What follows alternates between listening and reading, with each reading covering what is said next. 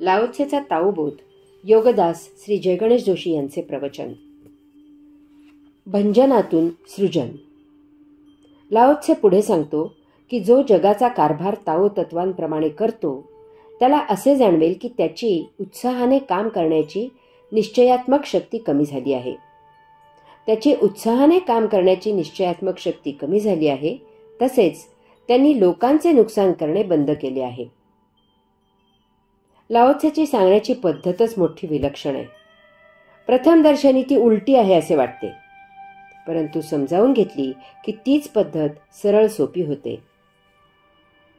अनेकांना अति उत्साह असतो आणि तो इकडचा डोंगर पोखरून तिकडे दरी भरून काढतात आणि त्या नादात त्या डोंगराच्या जागी दरी झाली आहे हेच वेळच्या वेळी किंवा वेळेच्या आधी त्यांच्या लक्षात येत नाही. येथे कदाचित काही चांगला हेतू असू शकतो, परंतु त्यात सुक्याबरोबर बरेच काही ओलेही जळत आहे हे लक्षात येत नाही. हा अतिउत्साह आवरून तो मध्यावर आणावा लागतो. असे अनेक वेळेला घडते की एखाद्या व्यक्तीला एखादी गोष्ट फार चांगली आहे असे वाटते. मग असा अतिउत्साही ती चांगली गोष्ट इतर सर्वांना मिळावी म्हणून प्रयत्न करू लागतो. हळूहळू प्रयत्नांमधून त्याला सहकार्यही मिळते. काही काळानंतर त्याची इतकी हिंमत होते की तो सत्तेच्या किंवा शक्तीच्या जोरावर ती गोष्ट सर्वावर बळजबरीने लादायला पाहतो. येथे भंजन सुरू झाले आहे हेच त्याच्या लक्षात येत नाही. तो इतरांच्या व्यक्ती स्वातंत्र्यावर घाला असतो. याचा दुष्परिणाम म्हणजे त्यापैकी काही जणांना जरी ती गोष्ट चांगली आहे असे पटले तरी सक्ती केलेली असल्यामुळे ती गोष्ट ते झुगारून देतात. जगात असे अनेक झाले आज आहेत आणि उद्या होणार आहेत. सिकंदर, Napoleon, Hitler, Khrushchev, Genghis Khan, Mussolini, Mao Tse-tung, Saddam Hussein, Laden इत्यादी त्यांच्या तत्वांना ठाम होते की ते सर्व काही चांगलेच करत आहेत आणि हे या मूर्ख जनतेला समजत नाही. हे लोकांचे दुर्दैव आहे आणि त्यामुळे इतरांच्या भल्यासाठी अशा मूर्खांना जगण्याचा अधिकार नाही. यामुळे त्यांनी इतरांची मते, तत्वे पायदळीत उडवली. ज्यांनी त्यांना विरोध केला त्यांना त्यांनी जनतेचे शत्रू म्हणून ठार मारले. लाखो लाखो लोक मारले गेले. सृजनाच्या नावाखाली भंजन केले गेले. लाओत्से सांगतो की ताओ तत्वाप्रमाणे काम केले तर ते भंजन सृजन होईल. भंजनाची तीच ऊर्जा सृजनासाठी वापरली जाईल. कारण ऊर्जा ही ऊर्जा आहे. ती प्रत्यक्ष परमतत्वाची ऊर्जा आहे. त्यामधून जे जे निर्माण होते ते विश्वासाठी उपयुक्त आहे.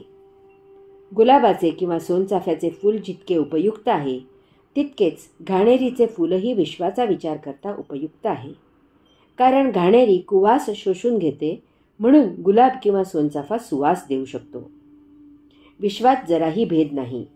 तेथे सर्व समान आहे. सज्जन आणि दुर्जन किंवा सुवास आणि कुवास असे येथे काहीही नाही. सर्व सारखेच आहेत. मानव त्याचा कसा वापर करतो यात भेद आहे आणि त्यात कुशलताही आहे. भंजन सृजनातून. लाओत्से पुढे सांगतो की त्यांनी लोकांचे नुकसान करणे बंद केले आहे. इतकेच नव्हे तर योगी स्वतः लोकांचे नुकसान करेनासे झाले आहेत. हे तर आणखीनच विलक्षण आहे.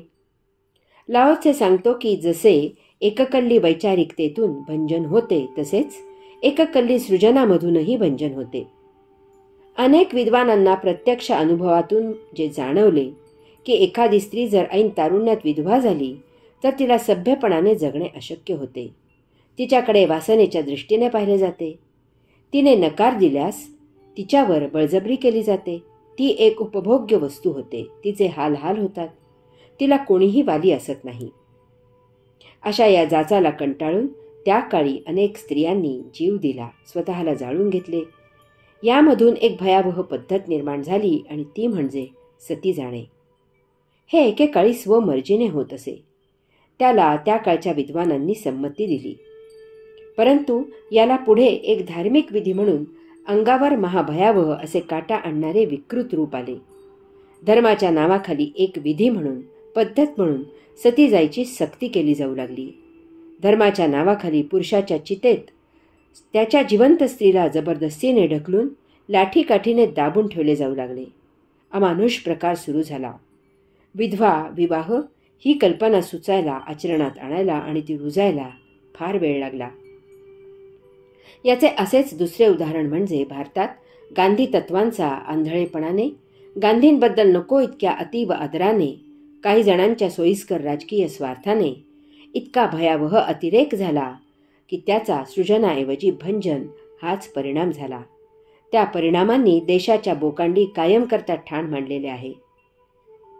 देशाला याचे भंजनात्मक परिणाम भोगावे लागले आणि लागत आहेत. त्याची झळ सतत धुमसत असणार आहे. अहिंसेचा पुरस्कार करणाऱ्या त्यांच्या विचारांना महाभयावह हिंसा पाहायला मिळाली. याचा गांधींच्या कुटुंबियांनाही फार वाईट परिणाम भोगावा लागला. शांततेचा पुरस्कार करणाऱ्याच्या कुटुंबियांना अशांती सोसावी लागली.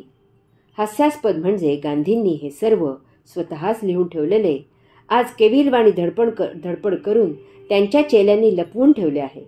सत्याचा ज्याने पुरस्कार केला त्याच्या लिखाणाला सत्य लपवून ठेवण्याची वेळ आलेली आहे. लाओ त्से सांगतो की ताओ तत्वे योग्यांनाही नियंत्रित करते, कारण अति सर्वत्र वर्जयेत. चांगुलपणाचाही अतिरेक झाला की तो त्रासदायक ठरतो. यामुळे योग्यांनाही हा धडा गिरवावा लागतो. जे हा धडा गिरवत नाहीत त्याने आश्रम हे नृत्यशाळा होतात, सहलीचे ठिकाण होतात, लॉजिंग बोर्डिंगचा व्यवसाय होतात. आश्रमात काय केले यापेक्षा तेथे जाण्याला महत्त्व येते. साधकांच्या साक्षात्कारापेक्षा त्यांच्या संख्येला महत्त्व येते. योग्यांच्या तात्विक विचारांपेक्षा त्यांची बडदास्त महत्त्वाची होते.